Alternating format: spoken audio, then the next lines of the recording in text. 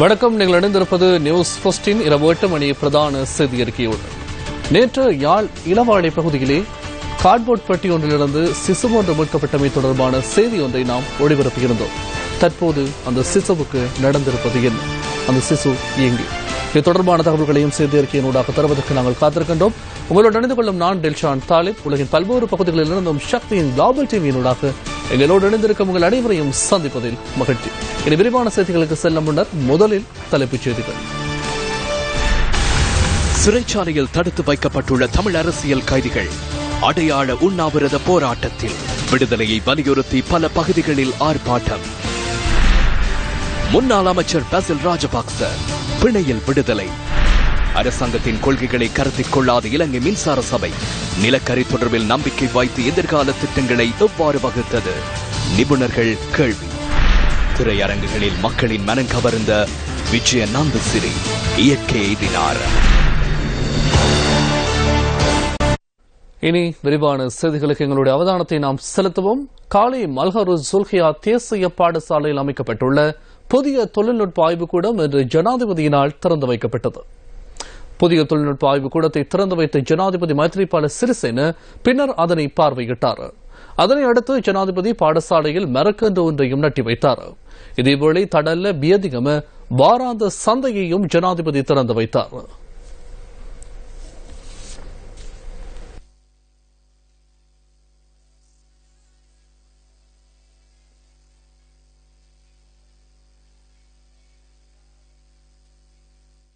அரசியல் அரங்கிலே பல்வேறு காலகட்டங்களில் தமிழ் அரசியல் கைதிகள் பேசுபொருளாக மாறி வருகின்றனர்.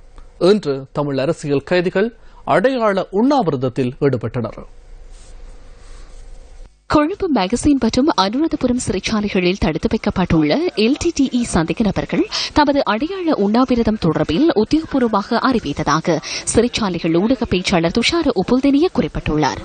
2 சிறைச்சாலைகளிலும் சுமார் 84 பேர் அடையாள உண்ணாவிரதத்தில் ஈடுபட்டனர். தமிழ் அரசியல் கைதிகளின் விடுதலையை வலியுறுத்தி கொழும்பு மேகசின் சிறைச்சாலைக்கு முன்பாக இன்று கவனஈர்ப்பு போராட்டம் ஒன்று முன்னெடுக்கப்பட்டது. கடந்த ஜனாதிபதி மஹிந்த ராஜபக்ச காலகட்டத்தில் கூட நாங்கள் இதே இடத்திலே பல போராட்டங்களை செய்திருக்கின்றோம். இப்பொழுது நல்லாட்சி என்ற இந்த ஆட்சி வந்திருந்தும் கூட அவர்களை வெளியே விட முடியவில்லை. மஹிந்த ராஜபக்சவாக இருக்கலாம் அல்லது ரணில் விக்ரமசிங்கவாக இருக்கலாம், இவர்களுக்கு அப்பாற்பட்டு ஏதோ ஒரு பேரினவாத சக்தி உள்ளே இருப்பதனால்தான் இவர்களை இன்னும் விடுதலை செய்ய முடியாத ஒரு சூழ்நிலை இருக்கின்றது. அந்த சக்தியை நாங்கள் அடையாளம் கண்டு கொள்ள வேண்டும். அவர்கள் சிற்சில முன்னகர்வுகளை மேற்கொண்டாலும் இன்று வரை நூற்றுக்கணக்கான அரசியல் கைதிகள் விடுவிக்கப்படாத நிலையில் உள்ளனர். அது மட்டுமல்ல, அரசியல் கைதிகளை புனர்வாழ்வளிப்பதாக கூறி அவர்களை தடுத்து வைத்திருந்தனர்.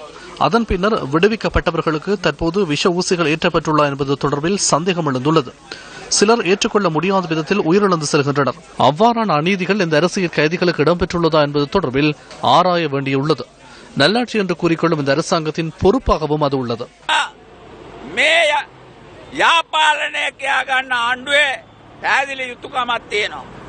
இந்த சிறைச்சாலை இருக்கின்ற அரசியல் கைதிகளை அவர்கள் மனநிலை பாதிக்கின்ற அளவுக்கு சிறையிலே அடைத்து வைத்திருக்க வேண்டும்.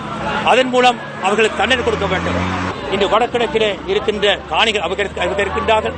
அதே போன்று ராணுவம் இன்று முழுமையாக அங்கே இருந்து கொண்டிருக்கின்றது.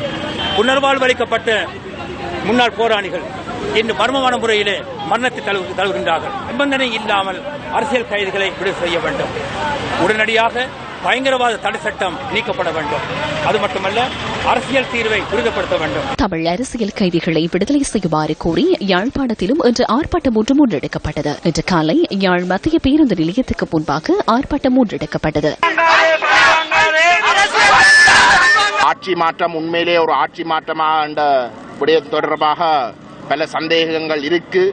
சர்வதேச சமூகம், தமிழ் மக்களால் தெரிவு செய்யப்பட்ட தலைமைகள் அந்த அரசாங்கத்துக்கு ஆதரவு தெரிவிக்கிற ஒரு சாட்டை காட்டி அந்த அழுத்தங்களை நிறுத்தியிருந்தார்கள். அந்த தீர்மானத்தில் ஒரு மிக முக்கியமான அங்கமாக பயங்கரவாத தடுப்பு சட்டத்தை நீக்கிறதாக ஸ்ரீலங்கா அரசாங்கம் இணங்கியிருந்தது. அந்த சட்டத்தை நீக்கிறதாக ஏற்றுக்கொள்ளப்பட்டது. ஆனால் இன்றைக்கு அனைத்து தமிழ் அரசியல் கைதிகளும் அந்த பயங்கரவாத தடுப்பு சட்டத்துக்கு கீழேதான் இன்றைக்கு கைதியாகி இருக்கின்றன. உண்மையாகவே இலங்கை அரசாங்கம் இனங்களுக்கு இடையிலான நல்லுறவை விரும்பமாக இருந்தால் இந்த அரசியல் கைதிகள் அனைவரும் உடனடியாக விடுவிக்கப்பட வேண்டும். இப்பொழுது அரசாங்கம் வவுனியாவில் உள்ள அரசியல் கைதிகளினுடைய வழக்குகளை அனுராதபுரத்துக்கு மாற்றுகிறார்கள், யாழ்ப்பாணத்திலிருந்து வேறு இடத்துக்கு மாற்றுகிறார்கள். ஏனென்றால் தொடர்ச்சியாக இவர்களது குற்றச்சாட்டுக்களை வைத்திருக்க வேண்டும் என்பதற்காக வவுனியாவில் இவர்களால் வழக்கை முடிக்காவிட்டால் அங்கிருக்கக்கூடிய நீதிபதி வழக்குகளை தொடுக்குமாறு கேட்கின்ற பொழுது வழக்குகளை தொடுக்காமல் வேறு மாவட்டங்களுக்கு, சிங்கள மாவட்டங்களுக்கு மாற்றப்படுகிறது. குமாரபுரம் படுகொலை வழக்கு திருவோணமலையிலிருந்து அனுராதபுரத்துக்கு மாற்றப்பட்டு என்ன நடந்தது, அதேபோல் இந்த அரசியல் கைதிகளுடைய வழக்குகளும் மாற்றப்படுகிறது. இதனை ஏற்றுக்கொள்ள முடியாது. அவர்களுடைய விடுதலை எந்தவித நிபந்தனையுமின்றி உடனடியாக விடப்பட வேண்டும். அதன் மூலம்தான் இந்த அரசு உண்மையிலே தாங்கள் நல்லிணக்கத்தை நாடி நிற்கின்றோம் என்பதை பறைசாற்ற முடியும். இதேவேளை அனுராதபுரம் சிறைச்சாலையில் உண்ணாவிரதத்தில் ஈடுபட்டிருந்த அரசியல் கைதிகளை பார்ப்பதற்காக பாராளுமன்ற உறுப்பினர் சிவசக்தி ஆனந்தன் இன்று அங்கு சென்றிருந்தார். விசேட நீதிமன்றங்கள் அமைத்தும் கூட அந்த விசேட நீதிமன்றங்கள் கூடாக தங்களுடைய விடுதலை என்பது இழுத்தடிக்கப்படுகிறது. அங்கே மொழி பிரச்சனைகள் இருக்கிறது. தாங்கள் புனர்வாழ்வுக்கு செல்லவிருப்பதாகவும் விருப்பம் தெரிவித்து சட்டம் அதிபருக்கு அந்த கடிதங்களை கையளித்திருக்கின்றார்கள். ஆகவே புனர்வாழ்வு நடவடிக்கைகள் கூட கவனத்தில் எடுத்துக் கொள்ளப்படவில்லை. வடமாகாண முதலமைச்சர் அவர்கள் தங்களுடைய விடுதலையில் கூடுதலான கவனத்தை செலுத்த வேண்டும். விசேஷமாக ஜனாதிபதி பிரதமர் அவர்களோடு பேசி தங்களை விடுதலைக்கு உதவும்படி விக்னேஸ்வரன் ஐயாவுக்கும் இந்த செய்தியை சொல்லும்படி கூறியிருக்கின்றார்கள். இதுக்கு அப்பால் இந்த அரசியல் கைதிகளோடு ராசையா ஆனந்தராசா என்ற ஒரு அரசியல் கைதி தான் இறுதியாக உண்ணாவிரதம் இருந்த வேளையில தனக்கு 2 ஊசிகள் போடப்பட்டதாகவும் அந்த ஊசி போடப்பட்டதுக்கு பிற்பாடு தன்னால் சரியான முறையில் தூங்க முடியவில்லை, ஒரு மனநிலை பாதிக்கப்பட்டிருக்கிற ஒரு நிலையில் இருக்கிறார். தொடர்ச்சியாக இந்த விடுதலை காலதாமதமாக இருந்தால் தமிழ் தேசிய கூட்டமைப்புக்கு எதிராகத்தான் தாங்கள் தங்களுடைய நடவடிக்கைகளை மேற்கொள்ள வேண்டிய ஒரு துர்ப்பாக்கிய நிலைமைக்கு தாங்கள் தள்ளப்படுவதாகவும் கூட குறிப்பிட்டிருக்கிறார்கள். ஜனாதிபதி மற்றும் பிரதமருடன் கலந்துரையாடி தங்களின் விடுதலையை விரைவுபடுத்துமாறு தமிழ் அரசியல் கைதிகள் எதிர்க்கட்சித் தலைவர் இரா சம்பந்தனுக்கு கடிதம் ஒன்றை எழுதியிருந்தனர். கடந்த வருடம் அக்டோபர் மாதம் முன்னெடுக்கப்பட்ட உண்ணாவிரதத்தின் போது வழங்கப்பட்ட வாக்குறுதிக்கமைய உண்ணாவிரதம் கைவிடப்பட்டதாக அரசியல் கைதிகள் குறிப்பிட்டுள்ளனர். உறுதிமொழிக்கமைய இதுவரை எவ்வித ஆக்கப்பூர்வமான நடவடிக்கைகளும் முன்னெடுக்கப்படவில்லை என குறித்த கடிதத்தில் அவர்கள் சுட்டிக்காட்டியிருந்தமை குறிப்பிடத்தக்கது. முல்லைத்தீவு மாவட்டத்தின் மணல் குடியிருப்பு பொதுநோக்கு மண்டப திறப்பு விழாவில் கலந்து கொண்டு வடமாகாண சபை உறுப்பினர் து ரவிகரன் இவ்வாறானதொரு கருத்தை தெரிவித்தார். எங்களுடைய முன்னாள் போராளிகள் சம்பந்தப்பட்ட உரை, எங்களுடைய தமிழ் தேசிய கூட்டமைப்பின் தலைவர்கள் பலர் கூட அந்த கருத்துக்களை வெளியிட்டு இப்போது அது ஒரு பெரிய ஒரு அளவில் அது பற்றிய விரிவாக்க வேலைகள் நடைபெற்றுக் கொண்டிருக்கின்றன. மத்திய சுகாதார அமைச்சர் அவர்கள் கூட அடுத்த நாள் ஒரு அறிக்கை விட்டிருந்தார். நிச்சயமாக அப்படி ஒன்றும் நடந்திருக்காது, நாங்கள் அதில் கவனம் செலுத்த தயாராக இருக்கின்றோம் என்று. இன்று அதற்கான ஒரு ஆரம்ப பணியில் கௌரவ முதலமைச்சர் அவர்கள் ஈடுபட்டுக் கொண்டிருக்கின்றார். வடமாகாண சுகாதார அமைச்சின் ஊடாக நாளைய தினம் நடைபெறும் மாகாண சபை கூட்டத்திலே நான் அதை ஒரு பிரேரணையாக கொண்டு வருகின்றேன். அந்த போராளி ஒருவர் அந்த கருத்தை தெரிவித்திருந்தார். இது சக்தி டிவி உட்பட அனைத்து ஊடகங்களிலும் இது வெளிவந்திருந்தது, உங்கள் அனைவருக்கும் தெரிந்தபடியும். நிச்சயமாக அப்படி ஒன்று நடைபெறவில்லை என்றால் சர்வதேச ரீதியிலான மருத்துவ குழுவோடு சேர்ந்து எங்களுடைய திறமையான மருத்துவர்களும் இணைந்து ஒரு தகுந்த மருத்துவ பரிசோதனை புனர்வாழ்வு பெற்ற அனைவருக்கும் நடத்தப்பட வேண்டும். ஆம்புலன்ஸ் வண்டியிலே விளக்குமறையில் வைக்கப்பட்டிருந்த முன்னாள் அமைச்சர் பெசில் ராஜபக்ச ஆம்புலன்ஸ் வண்டியில் இன்று கொழும்பு மேல் நீதிமன்றத்துக்கு வருகை தந்திருந்தார். அதன்போது இன்று அவருக்கு பிணையில் செல்ல மேல் நீதிமன்றம் அனுமதி அளித்தது. வைத்தியசாலையில் தங்கியிருந்த முன்னாள் அமைச்சர் பசில் ராஜபக்ச இன்று ஆம்புலன்ஸ் வண்டியில் கடுவல நீதவான் நீதிமன்றத்துக்கு வருகை தந்தார். திவினகும் அபிவிருத்தி திட்டத்தில் இடம்பெற்ற நிதி மோசடி தொடர்பிலேயே கடந்த மாதம் 18ஆம் தேதி பசில் ராஜபக்ச கைது செய்யப்பட்டு விளக்கமறியலில் வைக்கப்பட்டிருந்தார். ஜனாதிபதி தேர்தலின் போது 33 மில்லியன் ரூபாய் பெறுமதியான கூரை தகடுகளை விநியோகித்த குற்றச்சாட்டில் கைது செய்யப்பட்ட பசில் ராஜபக்ச உள்ளிட்ட 4 பிணை வழங்குமாறு கொழும்பு மேல் நீதிமன்றத்தால் கடுவல நீதவான் நீதிமன்றத்துக்கு உத்தரவு பிறப்பிக்கப்பட்டுள்ளது. வழக்கு விசாரணையின் பின்னர் முன்னாள் அமைச்சர் மீண்டும் ஆம்புலன்ஸ் வண்டியில் தேசிய வைத்தியசாலைக்கு சென்றார்.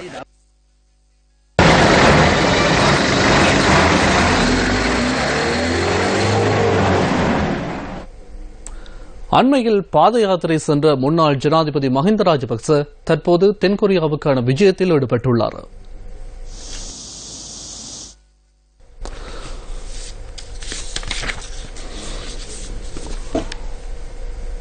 தென்கொரிய பிரதி சபாநாயகர் எம் ஜெயசுடன் மஹிந்த ராஜபக்ச மதிய நேர விருந்துபசாரத்திலும் கலந்து கொண்டதாக அவரது ஊடகப் பிரிவு தெரிவித்தது.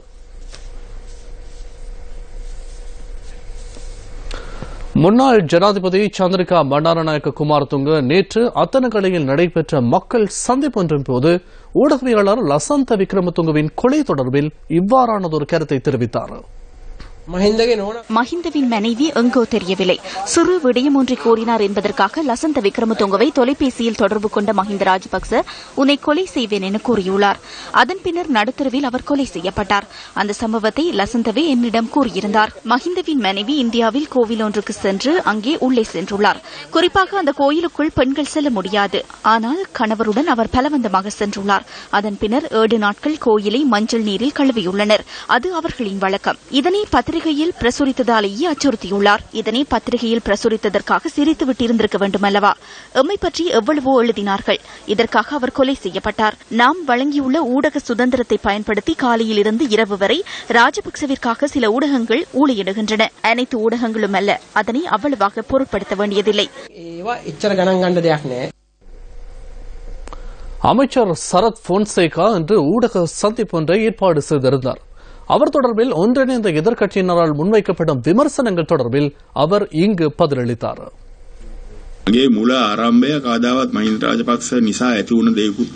எனது ஆரம்பம் மஹிந்த ராஜபக்சவினால் உருவாகவில்லை. 35 வருடங்கள் நான் அவரின் ஆசீர்வாதத்துடன் ராணுவத்தில் செயற்படவில்லை. ரத்தம் சிந்தி வியர்வை சிந்தி நான் அங்கு சேவையாற்றினேன். அவர் தவறு இழைக்கும் போது அவருக்கு எதிராக பேச எனக்கு முதுகெலும் இருந்தது. மறுபுறம் பிரபாகரன் என்பவர் ஒரு பயங்கரவாத தலைவர். அவருடைய அரசியல் கொள்கையின்படி அவர் நாட்டை பிளவுபடுத்த முயற்சி செய்தார். எனினும் அவருக்கு எதிராக போராடிய ராணுவத்தின் குடும்பத்தை தாக்கும் வகையில் செயற்படவில்லை. எனினும் நான் ஜனநாயக ரீதியில் தேர்தலில் போட்டியிட்டமையினால் மஹிந்த ராஜபக்ச போய் குற்றச்சாட்டுகளை முன்வைத்து என்னை தாக்கி சிறையில் அடைத்தார். அது மட்டுமல்ல எனது பிள்ளைகளிடம் பழி வாங்கினார். எனவே அவ்வாறு செயற்பட்டவர் உறுதியாக பிரபாகரனை விட மோசமானவர் என்பதனை நான் எந்த இடத்திலும் கூறுவேன். එවැනි හැසිරීමක් හැසිරීච්ච පුද්ගලයා අනිවාර්යයෙන්ම ප්‍රභාකරන්ට වඩා නින්දිත පුද්ගලයෙක් කියලා මම ඕන තැන කියන බය නැතුව.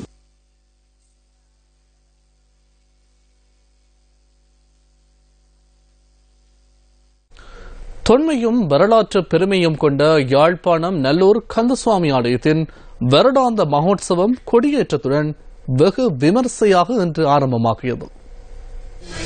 ஈழவள நாட்டின் வடபுலத்தில் யாழ்ப்பாணம் நல்லை நகரில் கோயில் கொண்டு எழுந்தருளிய நல்லூர் கந்தசுவாமி ஆலயத்தின் வருடாந்த மகோத்சவம் இன்று கொடியேற்றத்துடன் ஆரம்பமாகியது. அழகால் அலங்கார கந்தன் என்றும் இளமையால் குமரன் என்றும் அழைக்கப்படும் நல்லூர் கந்தனின் ஆலயம் யாழ்ப்பாண ஆட்சி காலத்தில் நிர்மாணிக்கப்பட்ட தொன்மை கொண்ட ஆலயமாகும். இன்று ஆரம்பமான மகோத்சவ பெருவிழா 25 நாட்கள் தொடர்ந்து நடைபெறுவதுடன் எதிர்வரும் 31ஆம் தேதி ரதோற்சவம் இடம்பெறவுள்ளது. நாளொரு அழகு பெறும் நல்லை கந்தன் ஒவ்வொரு திருவிழாவிலும் ஒவ்வொரு அழகோடு வலம் வந்து பக்தர்களை மகிழ்விப்பார். இன்றைய கொடியேற்ற திருவிழாவில் பெருந்திரளான பக்தர்கள் கலந்து கொண்டு வேண்டும் வரம் வழங்கும் நல்லூர் கந்தனிடத்தில் அருளாசி பெற்று மகிழ்ந்தனர். தோட்டத் தொழிலாளர்கள் எதிர்நோக்கும் பிரச்சினை தொடர்பில் கண்டறியும் நடமாடும் சேவை கண்டியில் இன்று நடைபெற்றது. காணாமல் போனோர் சம்பந்தமாக ஒரு காரியாலயத்தை அமைக்கப் போவதாக நமது அரசாங்கம் இப்பொழுது கூறியிருக்கின்றது. இது நாடு முழுக்க காணாமல் போன தொடர்பாக ஆராயும் ஒரு செயல்பாடாகும். வடக்கு கிழக்கிலே மட்டுமல்ல தென்னிலங்கையிலும் கூட தமிழர்கள் மட்டுமல்ல சிங்களவர்கள் முஸ்லீம்கள் ஆகிய அனைவரும் காணாமல் போன அனைவரையுமே கண்டுபிடிக்கக்கூடிய ஒரு செயல்பாட்டைத்தான் நாங்கள் செய்கின்றோம் என்றால் நியாயமான காரியம் என்று நினைக்கின்றேன். இந்த வேளையிலே முன்னாள் ஜனாதிபதி மஹிந்த ராஜபக்ச வளமை போல ஒரு இடமாகத்தை கிளப்ப ஆரம்பித்திருக்கின்றார். இந்த காரியாலயம் அமைப்பது மூலமாக ராணுவத்தினர் நாங்கள் காட்டிக் கொடுக்க போகின்றோம் என்று சொல்கின்றார். அப்படி அல்ல அதல்ல. உண்மையிலேயே தமிழ் மக்களுக்காக மாத்திரம் அமைக்கப்படக்கூடிய ஒரு காரியாலயம் அல்ல. இவ்வளவு காலமும் இருந்த அமைச்சர்கள் இருந்த பாராளுமன்ற உறுப்பினர்கள் வாக்குகளை வாங்கிட்டு கொட்டக்கலையிலையும் இந்தியாவிலும் இருந்தாங்க. ஆனால் எங்களை பொறுத்த அப்படி இல்லை. நாங்கள்லாம் தோட்ட தொழிலாளி பிள்ளைகள் அடுத்தடுத்து சொல்லுவோம். தோட்ட தொழிலாளி பிள்ளைகளுக்கு தான் தோட்ட மக்களோட பிரச்சனை பற்றி நல்லா தெரியும், அவங்களோட வருத்தம் தெரியும். அதனால இந்த மக்களை நேரடியாக சந்திச்சு அவங்களோட பிரச்சனையை தீர்த்து கொடுக்கறதுக்கு இப்போ நாங்கள் ஆரம்பிச்சிருக்கோம். நாங்கள் இது உண்மையிலே எனக்கு பெரிய சந்தோஷமான விஷயம். 1000 வீடு தரங்கிற சொல்லியிருக்கிறாங்க. ஜனவரியிலிருந்து 1000 வீடு கல் ஒன்றும் பயப்படாங்க. கடந்த 15 வருட காலமாக கண்டி மாவட்டத்திலே தமிழ் மக்களை பிரதிநிதித்துவம் செய்யக்கூடிய அல்லது தோட்ட மக்களை நேரடியாக பிரதிநிதித்துவம் செய்யக்கூடிய பாராளுமன்ற உறுப்புரிமை ஒன்று எங்களுக்கு காணப்படவில்லை. அதற்கு பிரதானமாக இந்த மாவட்டத்தின் சுற்றுப்புறங்களிலே வாழுகின்ற தமிழ் மக்களுக்கு தங்களுடைய வாக்குகளை சுதந்திரமாக சென்று வாக்களிக்கக்கூடிய வாய்ப்பு கடந்த காலங்களிலே காணப்படவில்லை. பெருந்தோட்ட தொழிலாளர்களுக்கு 2500 ரூபாய் இடைக்கால கொடுப்பனவை வழங்குவதாக அரசாங்கம் அண்மையிலே தெரிவித்தது. ஆனால் இன்னும் தமக்கு அந்த கொடுப்பனவு வழங்கப்படவில்லை என தெரிவித்து தலவாக்கலை சென்ட் கூம்ஸ் தோட்ட மக்கள் ஆர்ப்பாட்டத்தில் ஈடுபட்டனர். தேயிலை ஆராய்ச்சி நிலையம் அமைந்துள்ள தலவாக்கலை சென்ட் கூம்ஸ் தோட்ட தொழிலாளர்கள் இன்று நண்பகல் முதல் பணி பகிஷ்கரிப்பில் ஈடுபட்டதோடு தோட்ட காரியாலயத்திற்கு முன்னால் அமைதியான முறையில் ஆர்ப்பாட்டத்திலும் ஈடுபட்டனர். தோட்ட தொழிலாளர்களுக்கு அரசாங்கத்தினால் வழங்கப்பட்ட 2500 ரூபாய் இடைக்கால கொடுப்பனவு தமக்கு இதுவரை வழங்கப்படவில்லை என தெரிவித்தே தோட்ட மக்களினால் இந்த பணி பகிஷ்கரிப்பு முன்னெடுக்கப்பட்டது. ஓட்டு போடுற டைம்ல நிஷாமாருக்கு தெரியுது டிஆர் எஸ்டேட் இருக்குன்னு சொல்லி, ஆனா மத்த டைம்ல அவங்களே இல்லைன்றாங்க. அந்த மாதிரி விஷயங்கள் நடக்குது. ஆனா இப்படி வந்து சொல்றாங்க, இப்ப ஃபார்ம் போடுறப்ப உங்களுக்கு அது செஞ்சு தரேன், இது செஞ்சு தரேன், உங்களுக்கு நான் வீடு வந்திருக்கு 25 வீடு கட்டி தரேன் அப்படி சொல்றாங்க. இந்த 25 வீடு பாஸ் பண்ணியிருந்தாலும் திரையிடப்படி கேட்டோம்னா இடம் இல்லைன்றாரு. எல்லா எஸ்டேட்டுகள்லயும் இப்ப கம்பெனி எஸ்டேட்ல கூட கம்பெனி அரசாங்கம் வந்து கம்பெனிக்கு கடன் கொடுத்திருக்கான். அப்ப என்ன, இப்ப நாங்களும் அரசாங்கம் கம்பெனிக்காரங்களும் கொண்டு தான் எடுக்கிறாங்க, நாங்களும் கொண்டு தான் எடுக்கிறோம். அப்ப அவங்க மந்திரிமாருக்கெல்லாம் தெரியணும் தானே. இப்ப எலெக்ஷன் டைம் வந்த கைக்கு ஓட்டு பண்ணாங்க, இந்த ஸ்கூல்ல தாங்க நாங்க ஓட்டு போடுறோம். இப்ப அந்த நேரத்துக்கு இந்த இப்படி ஒரு தோட்டம் இருக்கு, செங்கம்ஸ் இருக்கு, டிஆர் இருக்குன்னு தெரியாதுங்களா? அப்ப எங்களுக்கு நடக்கும், எங்களுக்கு இப்ப வீடு இல்லைங்க. நாங்க எடுத்துக்க போனா நாங்க அட்டு மாதிரி அடிச்சுக்கிட்டு அதுலயும் வந்து ஒரு துறை மாதிரி பார்க்க மாட்டேங்கிறாங்க. கேட்டா ஆபீஸ்க்கு துறை கிட்ட இது சரி கைக்க வந்து எதுக்கு வரீங்க, இங்க ஒண்ணு இல்லைங்க, இங்க ஒண்ணு செய்யல அப்படின்னு 2 அதட்டு போட்ட கைக்கு நாங்க வெளியே போயிடுறோம். அப்படி நாங்க பயந்து வேலை செய்யணும் அவசியம் இல்லை. நாங்க கொழுந்து எடுத்து கொடுக்குறோம் தானே. எங்களுக்கு நடக்க வேண்டிய சலுகை நடக்கணும். இதுக்கு பிற்பாடு இதை இப்ப எல்லாம் பார்த்த பிற்பாடு மந்திரிமாருக்கு இந்த சக்தி டிவியில பார்த்த பிற்பாடு எங்களுக்கு நிறைய விஷயங்கள் நடக்கணும். பின்னர் தோட்ட முகாமியாளர் இது தொடர்பில் உரிய தரப்பினருடன் கலந்துரையாடி சிறந்த முடிவை தருவதாக தெரிவித்ததன் பின்னர் ஆர்ப்பாட்டம் கைவிடப்பட்டதாக எமது பிராந்திய செய்தியாளர் குறிப்பிட்டார். அடுத்த சில வருடங்களில் தேசிய தேவையை பூர்த்தி செய்வதற்கு மின்சக்தித்துறை பாரிய சவால்களை எதிர்நோக்க வேண்டியப்படும் என துறைசார் நிபுணர்கள் தெரிவிக்கின்றனர். இயற்கை எரிவாயு மற்றும் மீள் புதுப்பிக்க சக்தி தொடர்பிலான அரசாங்கத்தின் கொள்கைகளை கருத்திற்கொள்ளாது இலங்கை மின்சார சபை நிலக்கரி மின் உற்பத்தி நிலையங்கள் தொடர்பில் நம்பிக்கை வைத்த திட்டங்களை வகுப்பது இதற்கு காரணமாக அமைந்துள்ளது. 2013ஆம் ஆண்டிலிருந்து 2032ஆம் ஆண்டு வரையான காலப்பகுதிக்காக இலங்கை மின்சார சபை தயாரித்த திட்டம் கடந்த வருடம் அக்டோபர் மாதத்தில் மக்கள் பயன்பாட்டு ஆணைக்குழுவிடம் கையளிக்கப்பட்டது. இதுகுறித்து ஆராய்ந்த ஆணைக்குழு அதற்கு அனுமதி வழங்க முடியாது என தெரிவித்துள்ளது. இலங்கை மின்சார சபை அடுத்து வரும் வருடங்களுக்கான மின் உற்பத்திக்காக அனல் மின் நிலையம் தொடர்பில் நம்பிக்கை வைத்துள்ளமை அதற்கு பிரதான காரணமாகும். புதிதாக 9 மின் உற்பத்தி நிலையங்களை அமைத்து தேசிய தேவையின் 70% அதிகமான பகுதியை அந்த மின் உற்பத்தி நிலையங்களினால் பெற்றுக்கொள்வதற்கு மின்சார சபை திட்டமிட்டுள்ளது. මෛත්‍රී පාලනයක් ස්ථාවරයක් ප්‍රතිපත්ති ප්‍රකාශනය සඳහන් කරලා තියෙන්නේ 100% மீள் புதுப்பித்தல் சக்தி துறைக்கு செய்வதாக மைத்ரி நிர்வாகம் தொடர்பிலான கொள்கையில் தெரிவிக்கப்பட்டுள்ளது. நிலக்கரியினால் ஒருபுறம் சுற்றாடலுக்கு பாதிப்பு ஏற்படுகின்றது, மறுபுறம் அரசாங்கத்தின் கொள்கைகளுக்கு முரணானது. இலங்கை மின்சார சபை மக்கள் பயன்பாட்டு ஆணைக்குழுவிடம் வழங்கிய திட்டங்களில் அனல் மின் உற்பத்தி நிலையம் தொடர்பிலேயே அதிகமாக குறிப்பிடப்பட்டுள்ளது. அதனால் இதற்கு இணங்க முடியாது என அரசாங்கம் தீர்மானித்தது. எனவே புதிதாக திட்டம் ஒன்றை வகுக்குமாறு அறிவிக்கப்பட்டது. அதற்காக இலங்கை மின்சார சபைக்கு 4 மாதங்கள் அவகாசம் வழங்கப்பட்டுள்ளது.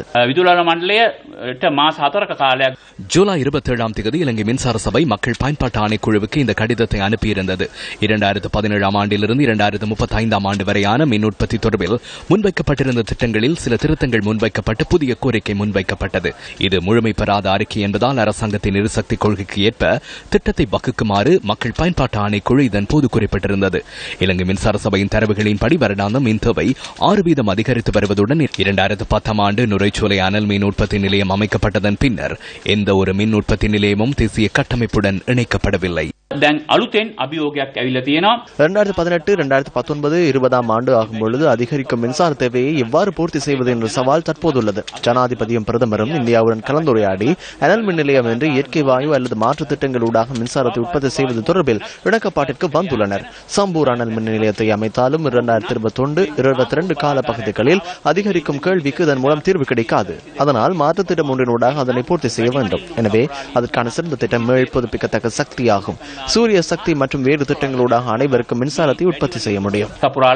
இந்த பின்புலத்தில் அதிகரிக்கும் மின்சார கேள்வியை பூர்த்தி செய்யும் வகையில் மீள் புதுப்பிக்கத்தக்க மற்றும் இயற்கை எரிவாயு என்பவற்றை பயன்படுத்தி மின்சாரத்தை உற்பத்தி செய்வதற்கான திட்டத்தை ஆராய்வதற்கு அரசாங்கத்தினால் 2 நிபுணர் குழுக்கள் நியமிக்கப்பட்டுள்ளன.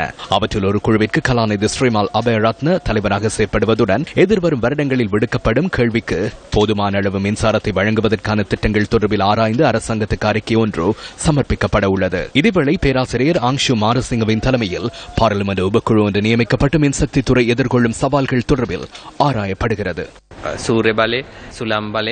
சூரிய சக்தி, காற்றலைகள் மற்றும் நீர்வாயு மூலமாக மீள் புதுப்பிக்கத்தக்க சக்திக்கு முக்கியத்துவம் அளித்து உலக நாடுகள் செயற்படுகின்றன.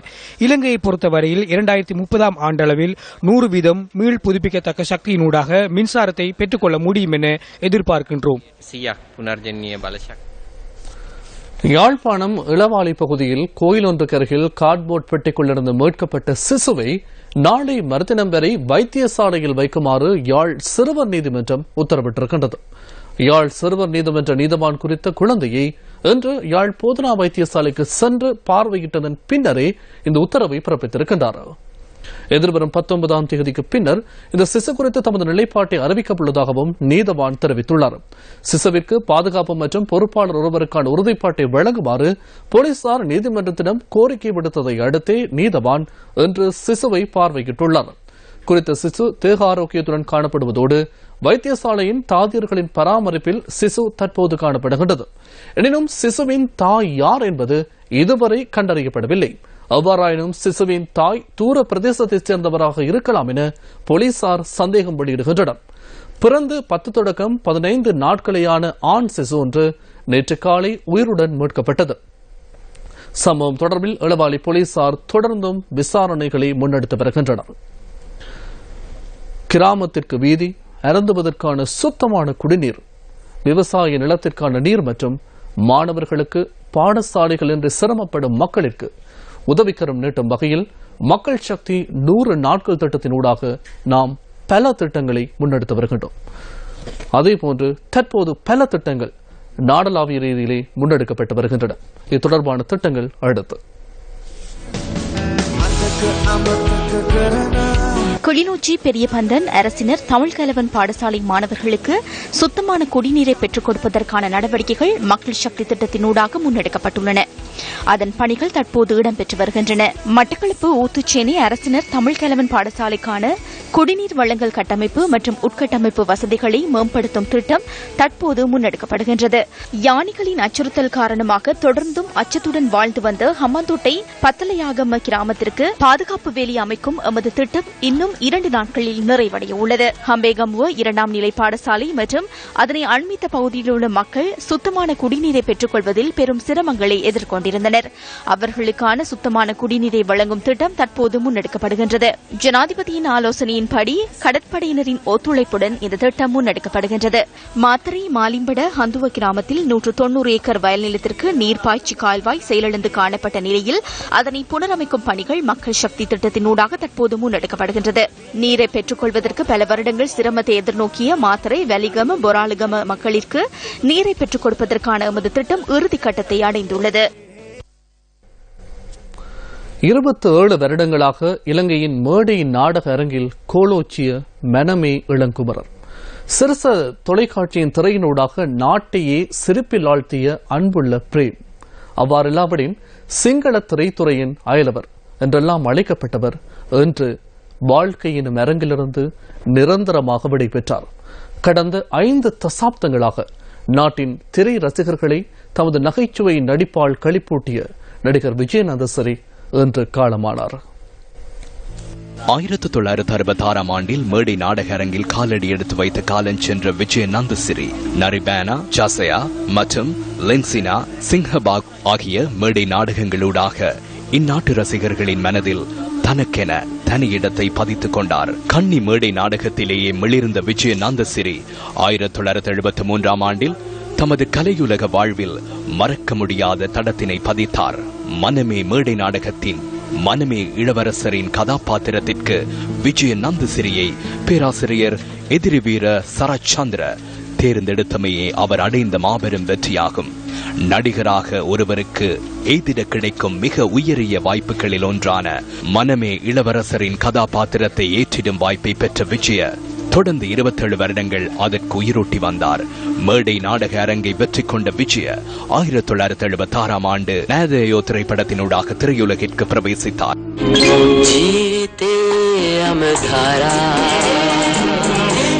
அதிலிருந்து ஆரம்பித்த விஜயவின் திரையுலக பயணம் பல பிரதான கதாபாத்திரங்கள் உப பாத்திரங்கள் என பல்வேறு விதமாகவும் மேடு பள்ளங்களை தாண்டி 1986 ஆண்டில் சின்ன திரையிலும் தடம் பதிக்கும் வாய்ப்பை உருவாக்கியது. கமன சின்ன திரை நாடகம் அவரது முதலாவது நாடகமாக அமைந்த தனித்துவமான கலைஞனான விஜயவின் திறமைகள் இலங்கை சினிமா துறையில் கோலோச்சிய நடிகர்கள் வரிசையில் அவரையும் இணைத்துக் கொள்ளும் வாய்ப்பை உருவாக்கி கொடுத்தது.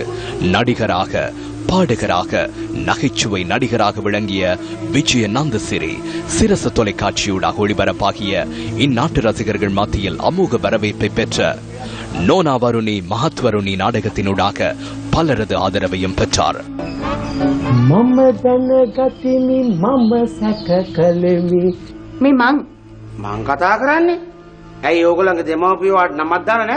Yes boss, yes madam ஆகிய நாடகங்கள் பலவற்றிலும் தமது பாத்திரத்தை செவ்வனை நிறைவேற்றி மக்கள் மனதில் நீங்கா இடம் பிடித்த அவர் சிரச தொலைக்காட்சியில் ஒளிபரப்பாகிய புஞ்சி பகை மங் நிகழ்ச்சியூடாக அனைவராலும் விரும்பப்படும் மக்கள் மனங்கவர் நடிகராக வலம் வந்தார். நேற்று வரை சின்னத்திரையிலும் சின்னத்திரை நட்சத்திரமாக உலா வந்த விஜய இன்று தனது வாழ்க்கை எனும் மேடையிலிருந்து நிரந்தரமாக விடைபெற்று தனது ரசிகர்களை மீளா துயர் கொள்ள வைத்தார். நடிகராக மாத்திரமன்றி அதற்கு மேலாக ஒரு மனிதாபிமானமிக்கவராக திகழ்ந்த அவர் மக்கள் மனதில் என்றென்றும் நிலைத்திருப்பார் என்பது உறுதி. விஜய நந்தசிறியின் ஆத்மா சாந்தி அடைய எமது பிரார்த்தனைகள். யாழ் புங்குடுதீவில் வன்புணர்வுக்குட்படுத்தப்பட்டு கொலை செய்யப்பட்ட மாணவி சிவலோகநாதன் வித்யாவின் தாயாரை அச்சுறுத்திய குற்றச்சாட்டில் தடுத்து வைக்கப்பட்டுள்ள சந்தேக நபரின் விளக்கமறியல் மீண்டும் நீடிக்கப்பட்டது. இந்த வழக்கு ஊர்காவல்துறை நீதவான் AMM ரியால் முன்னிலையில் இன்று விசாரணைக்கு எடுத்துக் கொள்ளப்பட்டது. இதன்போதே சந்தேக நபரை இம்மாதம் 22ஆம் தேதி வரை தொடர்ந்தும் விளக்கமறியலில் வைக்குமாறு நீதவான் உத்தரவு பிறப்பித்துள்ளார். வித்யாவின் தாயாரை அச்சுறுத்திய சந்தேகத்தின் பேரில் கைது செய்யப்பட்ட மற்றும் ஒரு சந்தேக நபரான பெண் அண்மையில் சிறைச்சாலைக்குள் உயிரிழந்தார். வித்யா கொலை வழக்கில் தடுத்து வைக்கப்பட்டுள்ள 2 சந்தேக நபர்களின் தாய் அண்மையில் உயிரிழந்திருந்தமை குறிப்பிடத்தக்கது. மட்டக்களப்பு வந்தாரமூலை லேக் ஹவுஸ் வீதிக்கான அடிக்கல் நாட்டும் நிகழ்வில் கலந்து கொண்டு கிழக்கு மாகாண விவசாய அமைச்சர் இரா துரைராஜசிங்கம் இவ்வாறானதொரு கருத்தை தெரிவித்தார்.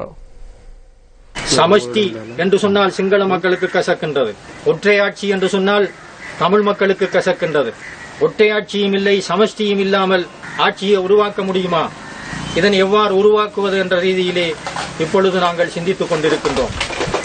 எனவே சமஷ்டி என்பது இருக்கும், சமஷ்டி என்பதனுடைய பெயர் இருக்காது. ஒற்றையாட்சி என்பது ஒரு நாடு என்பதை மட்டும் குறிக்கக்கூடியதாக இருக்குமே ஒழிய சட்டமாக்குகின்ற அதிகாரங்களை மாநிலங்களுக்கு வழங்கிவிட்டு அதனை பறித்தெடுக்கின்ற அதிகாரம் இல்லாமல் இருக்கக்கூடிய விதத்திலேதான் அந்த ஒரு நாட்டுக்குள் பிராந்தியங்கள் என்கின்ற திட்டம் இருக்க வேண்டும் என்கின்ற வகையிலே நாங்கள் எங்களுடைய அரசியல் செயற்பாடுகளை செய்து கொண்டிருக்கின்றோம். மட்டக்களப்பு போதனா வைத்தியசாலையின் சிற்றூழியர்கள் இன்று ஆர்ப்பாட்டத்தில் ஈடுபட்டனர்.